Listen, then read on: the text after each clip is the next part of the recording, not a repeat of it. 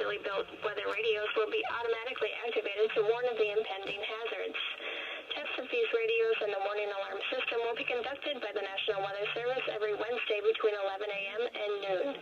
If there is a threat of severe weather, this test will be postponed to the next available good weather day.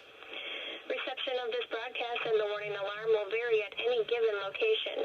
This variability, normally more noticeable at greater distances from the transmitter, will occur even though you are using a good quality receiver in perfect working order.